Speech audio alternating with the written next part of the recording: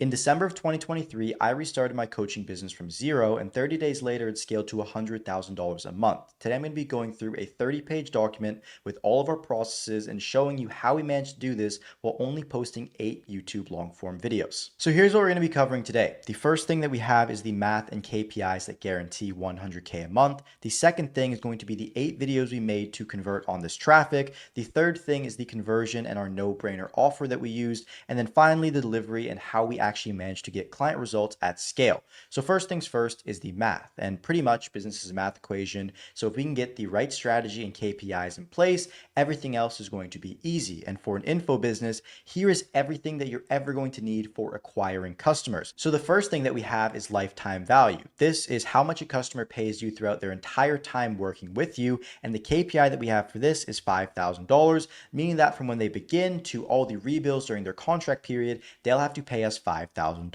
The next thing, which is very different, is the upfront cash collected.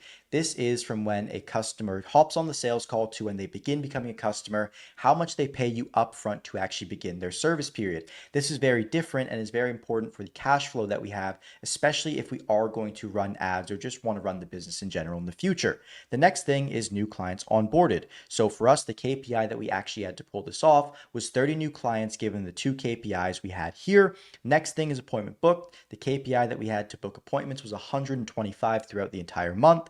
The next thing is going to be the show rate, pretty standard on a warm traffic, which is 80%. And then overall appointments showed goes down to 100 out of the 125 we planned to book. Then going down to the next thing, which is outbound effectiveness. So of the messages we sent out to customers, whether that was through Instagram or LinkedIn, we expected 8% of them to book through per 100. So 8 per 100, and that is a KPI that I'm going to explain a little bit more in this video because it's pretty damn high. The next thing is going to be high quality outbound DMs. So given we're booking 8%, we'd plan on sending out around 25 per day, which means that we should have 1 to 2 appointments coming through. So now I'm going to cover some stats that you probably haven't seen before for YouTube organic. The first thing is called a YouTube to funnel click-through rate. So this is the overall percentage of YouTube views you get that end up actually looking at your web page or your funnel, whether that is through the pinned comment or the description. So we need 5% of the people to do that. So if we get 100 views, we need 5 people to click through per 100. The next thing is going to be the total YouTube views, which is 25,000.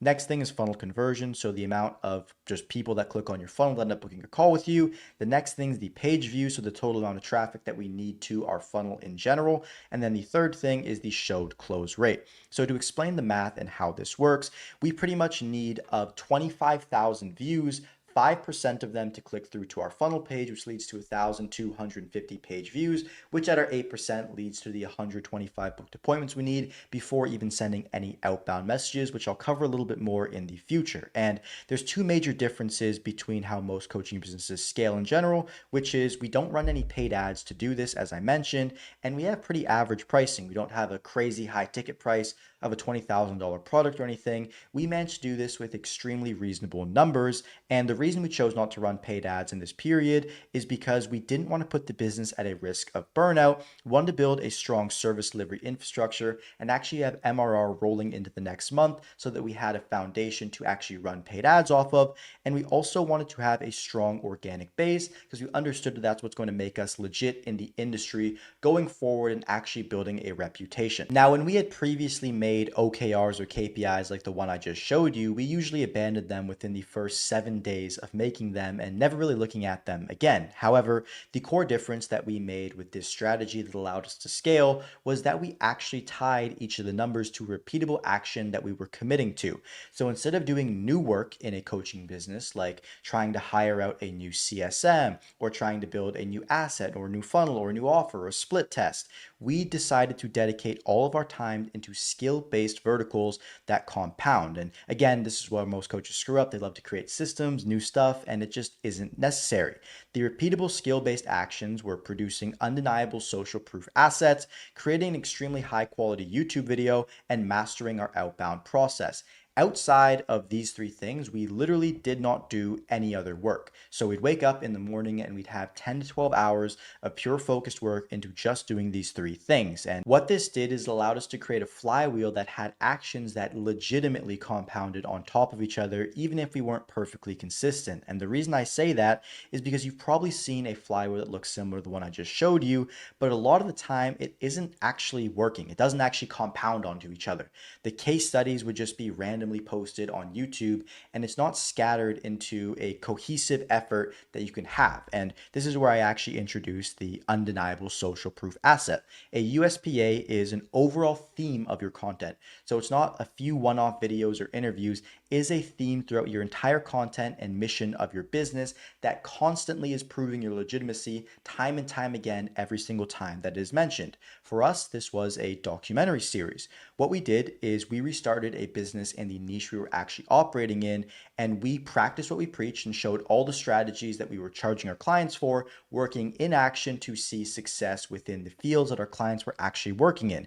And what this did is it made everything completely unique to our business and really just made it so nobody could copy us at all. And it's something that I've seen almost every seven-figure coach that I've ever met execute, whether they realize it or not. Now, it doesn't actually have to be a documentary. There are 4 core versions of a USPA that I want to cover for you in this video. The first one is the documentary that we made, where we transparently share everything we're doing within our journey. This is the most extreme format of trust, and transparently, it's not very sustainable because it requires you to run 2 businesses at the same time. So even though it proves market validity and inspires a non-salesy frame, it is a massive time sink, and the infrastructure of one company will have to suffer unless you have some form of business partner or operator that's actually going to be running the other one for you. To show you some examples of what this actually looks like, we had our documentary series, as you can see here, where you have the 7 episodes of us actually scaling our agency. You can check this out on your own time if you'd like. Another example of this is this series by a guy named Cam Mounier, where he does an excellent job of documenting daily the process of him starting a content agency from zero. Now, the second version of doing this, which I recommend you actually transition to after doing a USPA documentary for a short period of time, is what I like to call a personal story. So after doing the documentary, as I mentioned, you are now the authority in the eyes of your ICP. So what you want to do is just share all the success stories that you have in a way that doesn't come across as too salesy or too kind of guru-like. And the pros of doing this is it still positions you as a natural authority. It requires no additional time to do, so you can focus everything into the coaching business, and it still makes you undeniable and unique. Now, the cons of this are that customers might have will it work for me objections. They're going to say, would it work today? Is he different from me for this reason? And really what you have to do is you have to develop expert storytelling and production skill in order to actually show people that you are legitimate and that these things actually can work for them.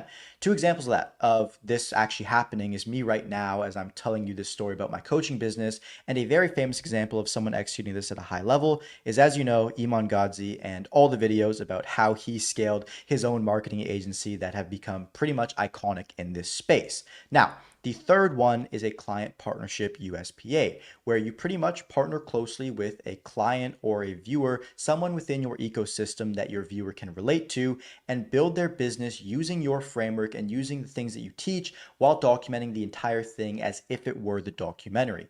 The pros of this is it still has the authority frame, if not stronger, because you're actually showing you teaching somebody in real time, and it shows proof that the system can work for others if you succeed. The cons of this are that it requires relatively high time involvement because you have to actually go ahead and teach another person, which oftentimes is going to take more to actually do it yourself.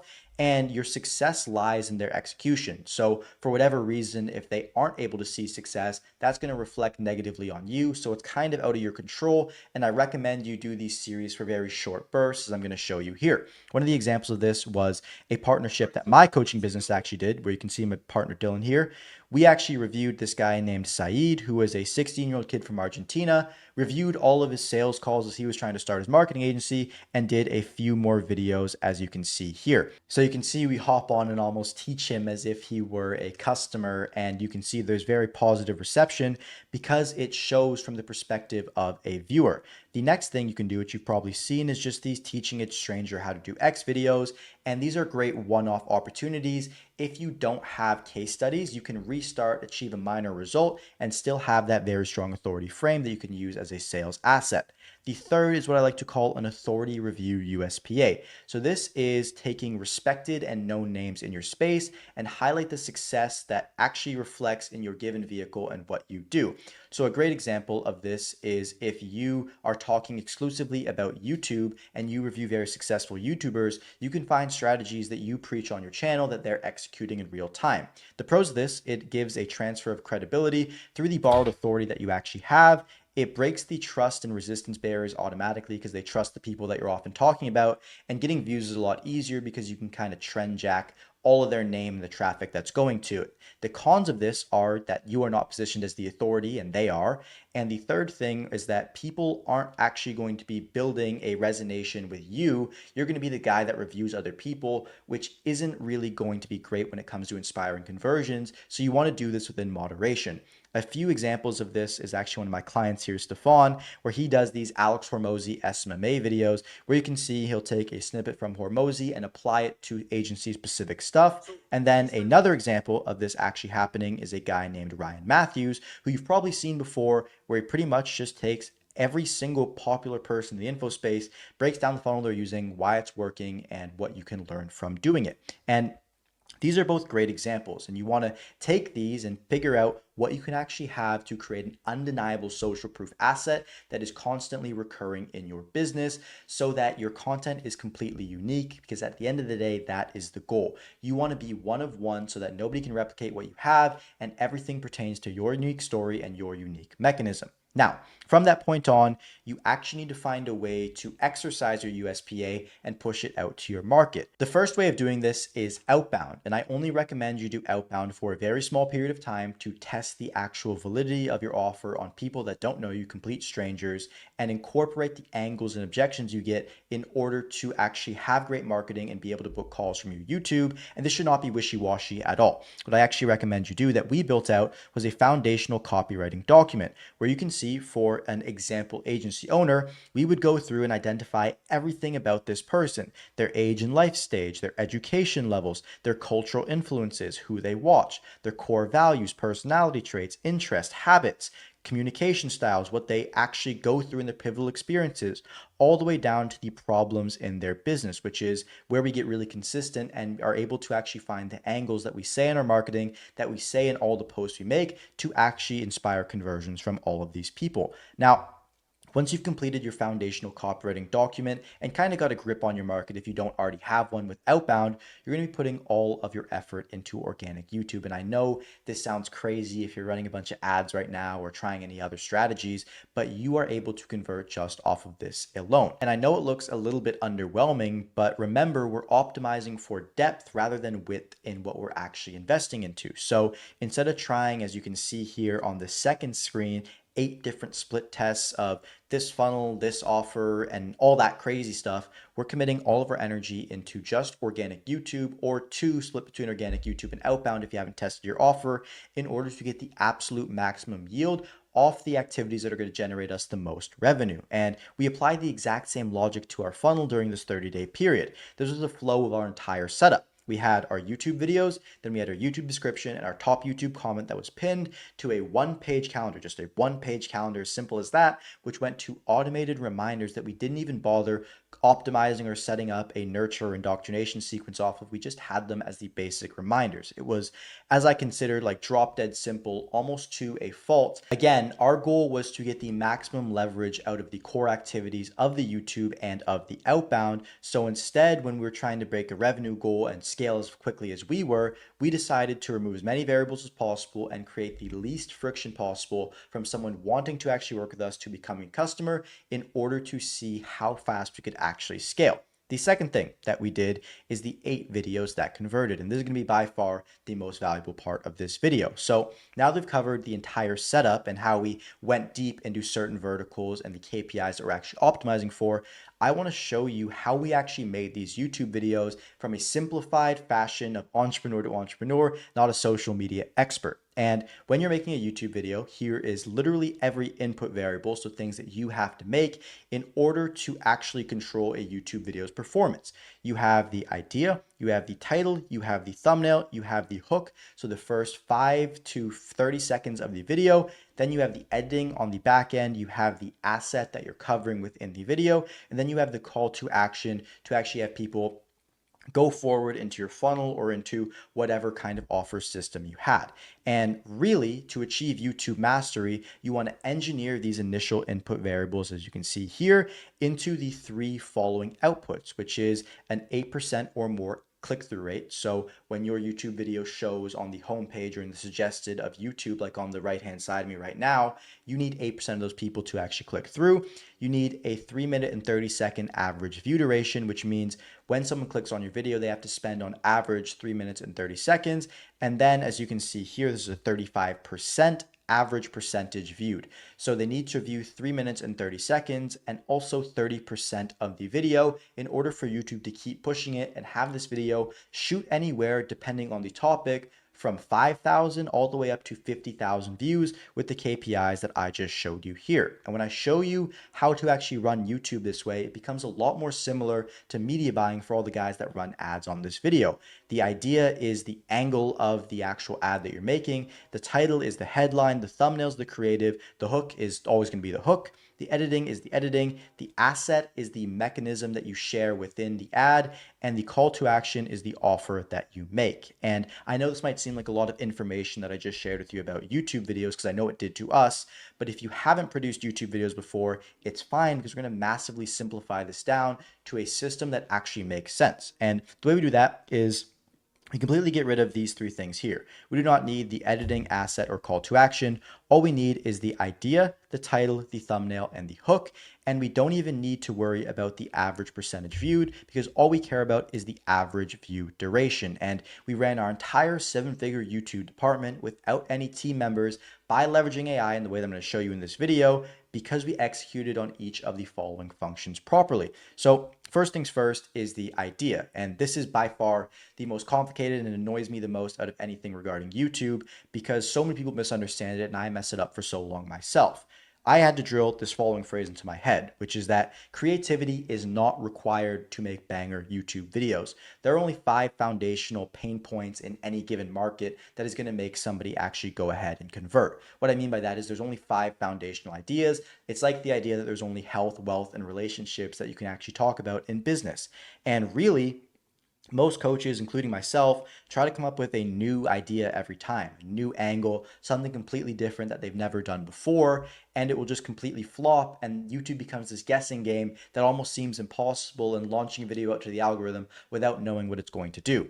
And it sucks a lot because the foundational pains that you probably already know off the top of your head can have an infinite amount of variations created of them with just little small changes every single time that your viewers are going to keep watching. And you're able to repeat yourself and it guarantees they perform time and time again. Your audience is always going to be satisfied and you won't burn out ideas because over time, if you make a very small change to each video over the course of a dozen videos, small change, small change, small change, small change, and you compare your content 1 month ago to the content you're producing now, it's completely different, but the entire time you still kept your audience satisfied without taking any crazy swings or ever feeling like your content was uncertain, and therefore allowing you to actually rely on YouTube as a consistent customer acquisition platform.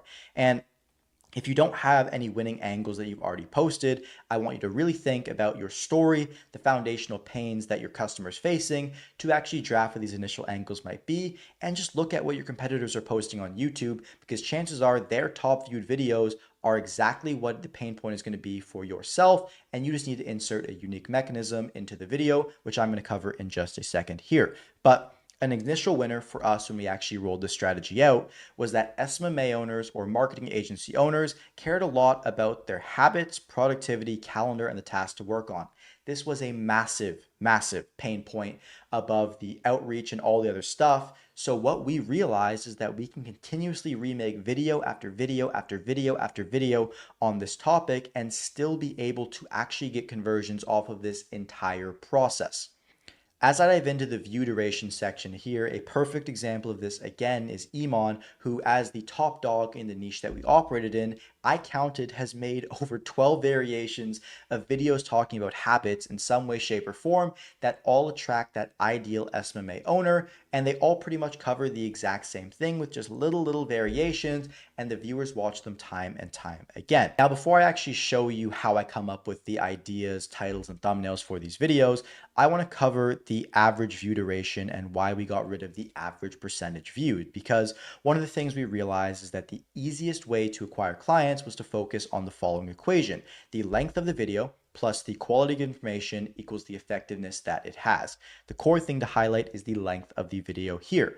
The more time someone spends with you, the higher chance that they actually have of buying from you down the line. And if a click warrants that they watch a certain percentage of the video, why not elongate that click to being worth as much time as possible? And usually the cap for this is around 1 hour, unless it's a special video like a free course, etc. And to explain what I mean, 33% of an 8-minute video is 2 minutes and 38 seconds, and 33% of a 56-minute video is 18 minutes and 29 seconds. And the 33% at a 56-minute video might drop down to something like 25%, but regardless, this bottom one is still exponentially more time spent with you and with your content to make them convert again, which is also going to go to the algorithm, which means that again, YouTube's going to push this video more and more because they value what is called session watch time, meaning that this bottom video here is actually around 9 times, if not less effective than the much longer video right here.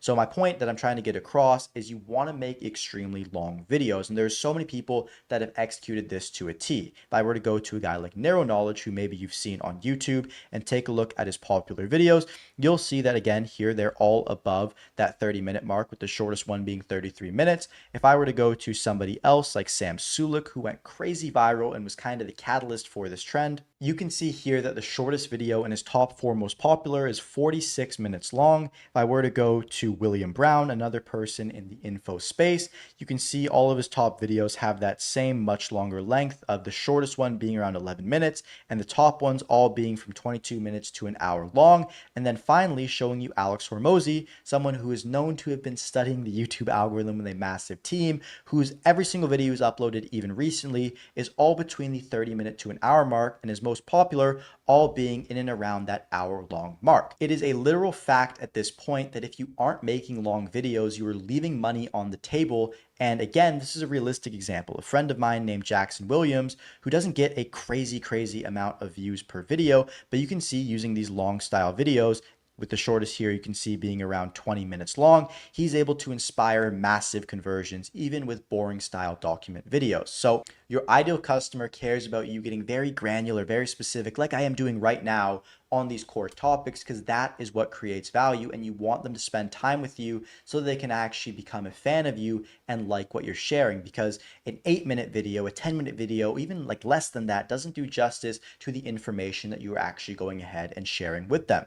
Now, diving into the process of how I actually do this all. As a disclaimer, I'm not partnered with any of these tools. I don't even have an affiliate link. I use them purely because they are good. And the first one of these is called vidIQ. So vidIQ is pretty much a YouTube software plugin that you can use both as an extension and a separate site. And the most useful feature on this entire site for me is this keyword section here. When I'm producing YouTube videos, I like to type in keywords that I'm trying to optimize for. So if I were to make a video about a coaching business and type this in, as you can see right here, I would look at first off the search volume of this keyword and the competition for it. Now, this alone is not going to find you a mythical winning video idea. However, what you're going to do from this point on is you're going to dive into the first off related keyword section to see just in general what is related to your keyword. So a great example of the coaching business keyword would be something like life coaching. It's an adjacent niche, but it's not particularly the same thing, just getting an idea of what those are. And then the most important two, which are matching terms and questions. So in the question section, you can see what people are actually asking and typing into the search bar. So if I were to search how to start a coaching business, it means that literally this keyboard right here is being searched by roughly around 4,801 people. And you can see on the top two videos within this niche, they both have views that actually reflect that based on when they were last uploaded. If I were to click into any of these right here and use the extension plugin that I have for vidIQ on the side, you can see that we know the video is getting views based on its search term ranking because it's slowly climbing on this little exponential curve, as you can see right here. Another example of me doing this is with the keyword school. When this platform was going viral and everyone was trying it, I figured I'd share the school funnel that I was personally using and how I actually installed it into my coaching business. So I head to vidIQ just like this, and I saw that, dang, this keyword has a really high competition and it also has a really high search volume. So it's kind of a high competition, but also high reward situation here. And I went to the matching terms to see if there's anything else. And I saw terms like school community, and I also saw terms like school funnel. If I were to head to the keyword school community, scroll down a good bit here, you would see one of my videos just around here where I say copy my beginner friendly school funnel. And if you were to type in school funnel on YouTube just like this, you would see my keyword is actually the top result here. And if I were to click into this video and show you the analytics of it actually performing, you can see that over the period of since it's been uploaded, it has consistently gained views around 22 every 48 hours for the last 6 months or so since it's been uploaded, and climbed consistently from, after the first 17 days, 2,400 views to now being at around 4,000 views. And that is the power of actually using keywords to find winning search terms and make video ideas based on that, is just going here, typing in these matching terms and creating videos off of them to align with your customer pain points. And once you've got one winning angle on this, I have the ability to remake videos on school whenever I please, talking about school funnels, school communities, and I know it's going to work with the exact same title and thumbnail format, because all I'm going to do is I'm going to head over to ChatGPT just like this, and I'm going to type in a prompt that pretty much says this video performed extremely well, to show you how easy it can be to actually just repeat these videos and still get the same performance, same conversions. It's a different variation and different angle. ChatGPT just gave me 10 variations here, and if you're questioning, well, is this actually going to work? Here is a video that I repeated around a month later that got similar performance and still actually ranks on the SEO, even though it doesn't get as many views, that pretty much follows the exact same naming scheme.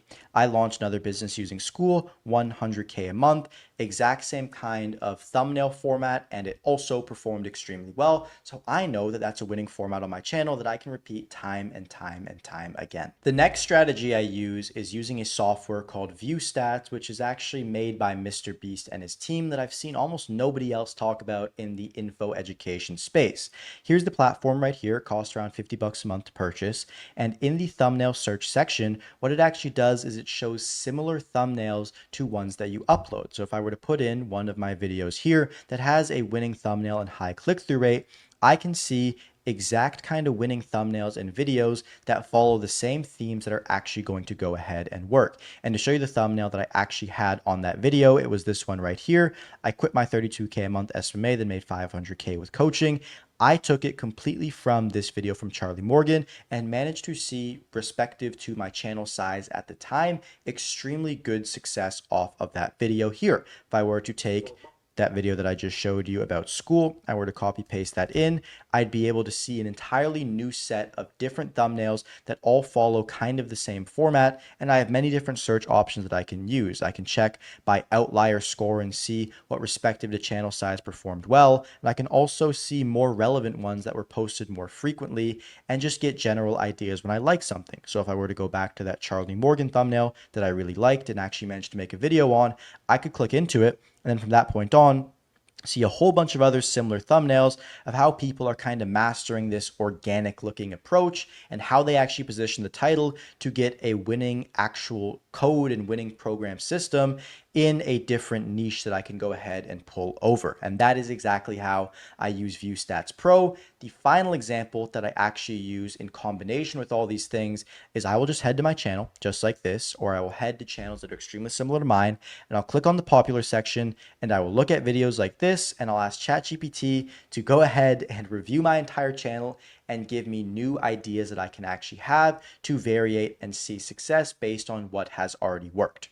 Now I'm going to show you thumbnails, which is something that I see almost every business info creator mess up. They either have extremely low quality Canva thumbnails, or they actually just go ahead and not use a thumbnail or pay some form of thumbnail graphic designer that makes them look like they're in an AI Mr. Beast video. And I've managed to find the happy medium. Transparently, as you can see on my screen here, I actually still use Canva, and I've been able to produce some extremely high click-through rate, anywhere between that 5 to even up to like 11% click-through rate mark, just sitting here on Canva doing the basics just at a higher level and knowing what components of a thumbnail actually make them work. So for example, this was a documentary series that I actually did on my channel, and each of these videos averaged around a 4% click-through rate. As you can see here, it is a simple set of elements. I have a shadow feature, I have a day, I have my current revenue, and I just have an image on in the background. Simple as that. And if I were to go down to some more designed thumbnails that I made, you'd be able to see the exact same theme even on my more recent videos. What you're actually looking at right now was the thumbnail draft for the video you're watching, and I simply made this in Canva, throwing together the designs with simple features and simple text. It took me around 10 to 15 minutes to do, and from that point on, produced into the asset that actually made you click and end up on this video here today. And once again, you can see it's done extremely simply. The elements aren't too complicated. Where I can profess a lot of the confusion and success we were able to see with our thumbnails is one simple thing, which is when we wanted to create a thumbnail, we would grab a notepad just like the one that I see right here, and we'd pull out a piece of paper and we would go ahead and just draw the thumbnail that we actually have. So we'd make a little box like this, and from that point on, we're going to put a face in it. And then any element that we actually want to include is going to be put on either side of it right here. If you think that's an exaggeration or a step you can skip, this is the secret for me behind thumbnails, and what makes them easy to create is I will just go ahead and draw the top performing thumbnails and similar thumbnails that I find based on that view stats search I saw earlier. And then from that point on, when I actually take it to Canva, it's extremely easy to throw and put together, as you can see right here, which ended up going into the thumbnail that I just showed you there before. And that is the entire process that I use for creating thumbnails. Now I want to cover the numbers, which are another extremely important element. Because when you're creating titles and thumbnails, the most important thing to create winners is not being a master of graphic design. It is purely creating a volume that is unreasonable not to find which one works best. And then also to just use AI as a consultant, uploading screenshots and just sending it to the AI to ask them which one do they think performs best from a YouTube clicking perspective. And from what I've seen, the actual discrepancy between my split test and the AI of ChatGPT has only been around 25%, which means that 75% of the time, ChatGPT is going to be 100% accurate as to which thumbnail is by and large the most appealing to my ICP, after I obviously grill it a bit and show it what everything is what's going on. So in order to actually come up with the variations that I'm going to be creating, I'm going to make around 25 different title variations. So when my initial idea and title, I'll take 25 different variations of it. And then what I'll also do is I'll go ahead and I will flip the thumbnail drawings, and I'll make around 10 to 15 of those before I even put my hands onto my computer to do any form of graphic designing. Using that, I'll upload all the pictures to ChatGPT, and it will give me the reasoning on what packaging is actually going to perform the best when I actually go ahead and execute it. You can see for even the video you're watching right now, I have all of my title variations, and then in addition, the thumbnail foundations, and then also the drawings as I just showed you. And the reason I'm showing you a more recent video and not the documentary that we actually use to scale to 100K a month is because, as I showed you before, the actual thumbnails for that video and the titles were extremely similar and just all made by that same Canva template I showed you earlier, since we picked the documentary approach and didn't do that personal frame as I mentioned a little bit later on. Now, the only thing that is left within YouTube content is the actual process of structuring the video and the call to action. And the actual process that we have for this is what we like to call the expert zone, meaning that when you are the expert, you are the person teaching for whatever given vertical you coach in, you really just don't need a crazy structure, because just talking to the camera like I am right now, or with an asset like I have pulled up on screen, you can cover everything. And you don't need to overthink the call to action or have a crazy script or any crazy editing at all. You can just sit there in front of the camera and talk. And that is what's going to inspire the most conversions because once again, it is extremely similar to the product that they'd actually be buying from you. And the closer that you can have that product line up to that overall experience within the video is to the extent that you are going to be able to see success with the YouTube videos that you actually end up posting. And when I say kickstart, I mean we only did this for 3 days to get some appointments and customers in the front door. And when really the reason that we didn't test it against paid ads is because we had no existing pixel. So we knew that we'd have to spend thousands before getting shown to the right audience consistently. We didn't want to invest into production and props to see success because we were overall just committed to making sure YouTube Organic was the cash cow of our business. And we didn't have the resources to spend without knowing the sunk cost. Again, we're planning to do this for a short period of time. So we figured that outbound is going to be the more sustainable version. And if you want to build your business off YouTube Organic the same way that we did, this is going to be the reason why outbound is probably the better choice for you, at least initially. And really, I believe that this was one of the biggest strengths that we personally had, at least with the goals that I have for my coaching business, because I can admit that paid ads just really weren't going to be something that we could consistently spend on without stressing. We didn't have the resources. And in fact, it was our superpower because it allowed us to find different solutions. And really, with the outbound messaging, to dive into the strategy, we didn't really want to follow that same hook to pitch framework that you get thousands of times in your DMs every single day. We had two winning approaches. The first thing that we did is we sent them an upfront personalized asset if the resources were available on their page. And the second thing we did was we would just send them an upfront master asset, something that's not specific to them, but is just generally speaking valuable to solve a common pain that they are likely experiencing. And went to the platforms that we knew our customers hang out on. For example, for us, that was Instagram and LinkedIn. And we used the following message strategy. We would go and like 3 of their posts. We would leave an unreasonably long comment. And the reason we did this is because when someone sees a comment that's like, hey, I had this experience and this relates to me because of XYZ reason, this person starts to ask themselves, well, why did they leave this such long comment? Well, thank you, I appreciate it. They'll often respond. And human reciprocity means that when they see your message and they see the asset that they gave to you, they're going to be a lot more inclined to actually look at it, respond, and just, see what you have going on. So from that point on, we send the initial message, which is like, hey, name, I saw you were doing personalized call out. So if they're posting YouTube videos or if they're going ahead and running Facebook ads, hey, I saw you're doing this with your company. And I wanted to point out this personal similarity with my story that actually got me this desired result. And really, I made this asset of value for you and let me know what you think. From that point on, you're going to deliver this with a 10-second handheld video where you just hold your phone in selfie mode like this, introduce yourself, say hi, share what you're doing, everything about you, and then really link access to that asset. And using that strategy alone, you're going to be able to move forward to converting 8% of those 100 messages that you send. And we did not include a CTA in that first message. We literally just sent the raw asset and value because what it means is that the person has no reason not to respond. They can't say, oh, are you pitching me? Is there this or that? You've left an unreasonably long comment that shares your story and everything you do, and you've given them a free asset. You've asked for nothing in return. So oftentimes you're going to say thanks, da da da da.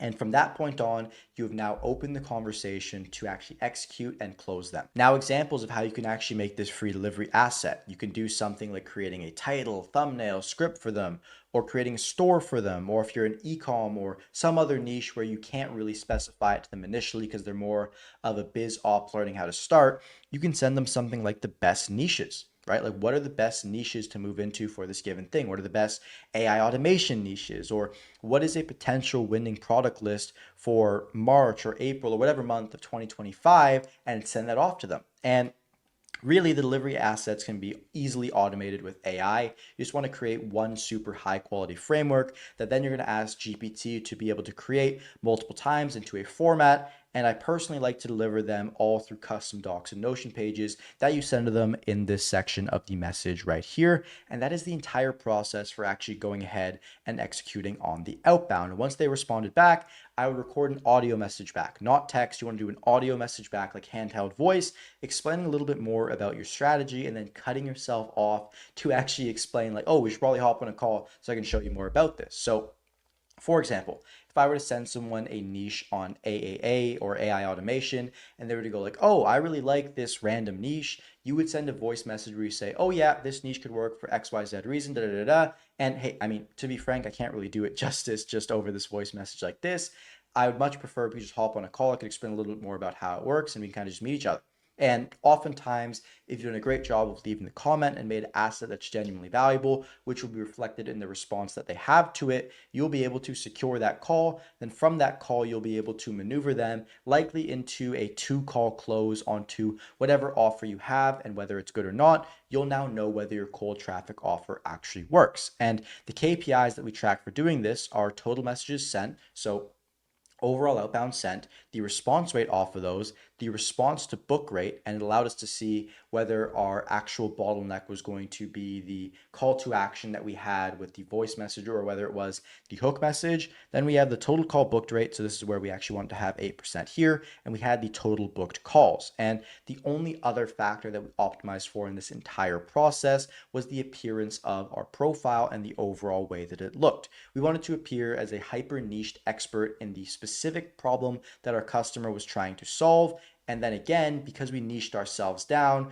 we would appear a lot more of an authority frame, regardless if we didn't have a crazy amount of followers. So here's a diagram from the book $100 Million Offers, which is actually the topic of my last video. And you can see here that a simple time management product, just more specified down to B2B power tools for gardening and sales reps, went from a price point of $19 all the way up to $2,000 just by getting more specific. And you don't need to come up with a crazy offer per se. The crazy offer can be the fact that you are the foremost expert in delivering a drop shipping product for a women's skincare product. And now there's really nobody else competing with you doing that given thing. So because of that, even though you're not the number one expert in the world, you're the only person who speaks to that specific problem and become the number one authority to solve it for whatever customer you are actually targeting for. So now we're on step number 3, which is our no-brainer offer. And I already kind of covered the funnel structure we use in this video. Again, we have the YouTube description that goes to a 1-page calendar with automated reminders, and it works for the following reasons. It has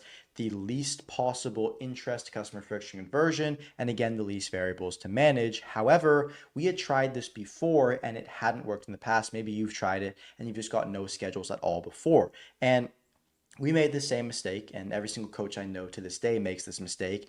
And it's because assuming that just because the funnel structure is simple, the positioning isn't actually important. And this is a lesson learned hard, but you still have to add marketing and positioning to the way that your entire offer and funnel looks. And we found this out throughout the month by running split tests on our Calendly and YouTube description page, which I'm going to show you how to do right now. So if you have a simple Calendly account, just like the one that I have right now, you can go ahead to the integrations and apps page, type in Google, and then from that point on, click to the analytics section here, and you'll be able to just click connect integration, which is then going to give you access to, as you can see here, example analytics, where you can see the amount of page views and schedules on your given calendar. So you can see that on this example calendar, I'm not sure which one I actually have it connected to, but I've got 2 active users within the last 28 days of this calendar. So I know that this calendar is probably not great and whatever I'm running probably needs to be changed. However, this was the way that we split tested and made sure everything was checked. And even though the simple funnel appears as this kind of effortless thing, we have clear data where we see how effective it actually converts for people. So again, after 14 days of vigorous testing, there was a clear winner above all others. It didn't have any crazy guarantees, and the only promise that it had for customers was that they would make their money back with us. And our dream outcome that we sold was $25K a month in 90 days, the same way that we actually showed in our documentary USPA. And the secret sauce that made this work was we positioned everything as an application funnel. So first off, we found a genuinely unique way of delivering the product to customers that answered their number one pain point.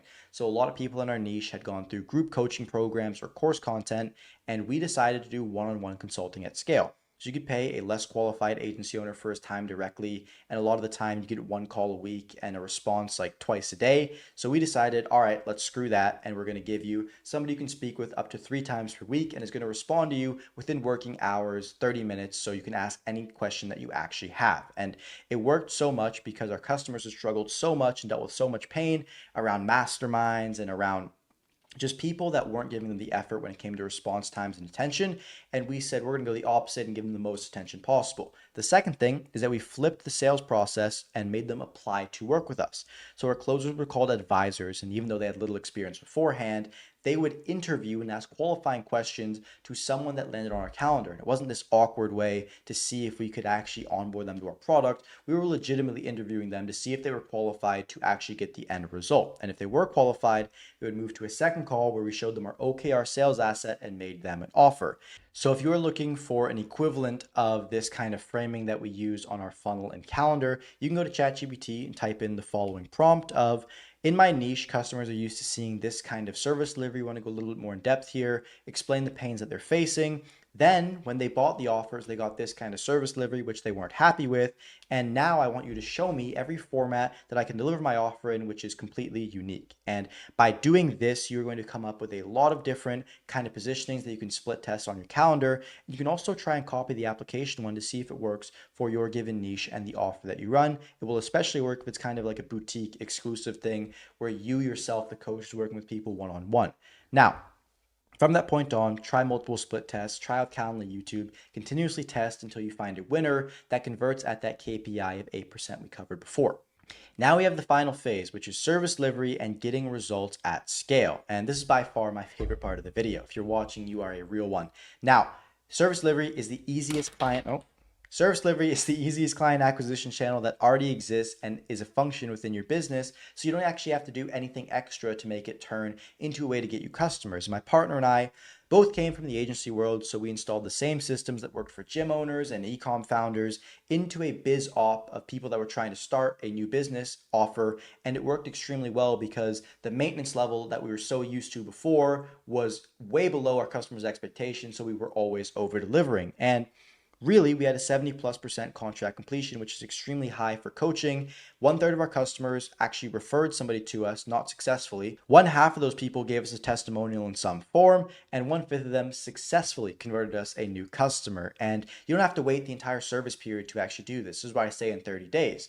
We were able to get most of these referrals oftentimes in our first 14 days of onboarding these people. So within that first 30-day period, customers we onboarded on maybe like the 4th or the 5th, or by the 20th or the 25th, getting us new customers on board and using social proof in our marketing assets. And we realized that instead of focusing on an arbitrary product, what mattered the absolute most was our customer experience. And if people woke up excited to work with us consistently, it was only a matter of time till they saw a crazy level of case study success. And therefore, the pillars of our service delivery prioritized were onboarding, which is the 20/80 of delivery, 20% that gets 80% of results, proactive comms, staying ahead of the problems your customers facing, and then feedback, which is staying ahead of their complaints that they have with something called the Mokari method. Now, phase one, which is onboarding, and whenever we buy a product to make an exchange of money, energy, or time in a meaningful way, we develop what is called an expectation, which is a belief or an assumption of what should happen as a result of the time I invested. And at each of these aspects in your business, the expectation of the customer changes drastically. When they're a prospect, just like watching your YouTube videos, they look at your offer and that shapes their expectation. They become a lead and they talk to people on your team. They now become a personal specification of whatever the team member told them, and then become a customer. The onboarding is the way their expectation is set. If you don't set that expectation properly on the onboarding, you're going to have a nightmare client on your hands, because it is completely inherent and normal during a sales process that the customer's expectation strays from the exact deliverables and the offers that you might have for them. And this is because in order to actually close them, the salesperson to do their job, they have to make them relive the situation of their current pain and find solutions. And some of these are extremely personal and they'll never say them to the closer, even if they're a reason that they actually decided to move forward. So I'll give you an example. I'll keep everything anonymous, but this is something that actually happened to me. The CEO of a company purchased a coaching to teach their media buyer how to run better ads. And what they failed to mention is that they got really mad at the media buyer. They screamed at him, cursed him out, said all these things to him, even though they really liked him as a team member. And because they wanted him to stay, they hoped that this education and like kind of trying to get results back on track again would make this person happy with them. And situations like this exist with almost every customer that you already have, and really you might not see them. You have to pull them up in this onboarding process, or else they're going to become massive problems for you. So in this situation, we had to deal with the problem later on because we didn't actually just candidly ask for any weird situations or expectations that they might have set in a transparent and candid fashion. Now, the reason why this is so important is because on the onboarding, when you ask these questions, you can completely reset their belief. So if their expectation for you is up here and out to the side a bit, and your baseline scope of work is down here, the onboarding's job is to pull it back in, reel it back in, and make yourselves agree on things. And if they believe anything's way too crazy, like there's no way I signed up for this right here, what you can do is you can kind of level and find the middle points where both you and the customer agree on the scope of work, so that you know they're going to be happy throughout the entire period, get what they want, and then just walk away with both parties happy and what they paid for and what they're spending their time on. So the way we do this is when we walk them through an onboarding, it's not like a slideshow where we just make them sit still and like say yes, yes, yes, yes, yes over and over again to questions. We want them to give us kind of open-ended questions and collect the yeses through a more open format. So the way we do this is not by making them sit down, watch a presentation, and kind of just nod their head.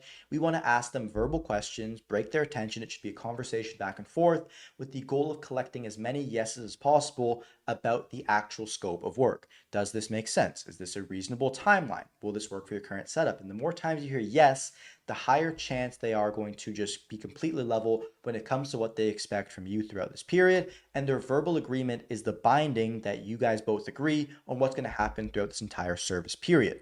The second part of this is proactive comms. If you're finding problems that your customer might be experiencing long before they even realize it, you can deal with them before the customer even notices, which means they'll never feel stuck or in a rut. Imagine yourself like a scout who goes and sees the lay of the land and reports back to the camp to try and decide which direction you guys are going to move in overall. And this was by far the biggest focus of advisors when we actually did training, because removing doubt from the customer's mind is one of the core ways to actually make someone become a case study and get results with you. If they can trust you enough to ruthlessly, and I mean ruthlessly, execute on everything that you say because they have no doubt because you're already cleaning that all up for them, you are on fast track to getting a program and a coaching and a case study that's going to just go ahead and get great results for both you and the customer. And our system for doing this only has two steps. First off is we meet with them every single Monday of the week and Tuesday if they're overbooked. The reason why is because with any life cycle of a human, somebody is going to be dealing with all the problems that they actually got for the week on Monday, maybe on a Thursday or a Wednesday. And the longer you wait to meet with a client, the more those problems are going to build up and kind of brew beneath the surface. And oftentimes you're going to be meeting with your clients on a Wednesday or a Thursday, solving a problem that really came up on Monday and could have been solved on the spot then.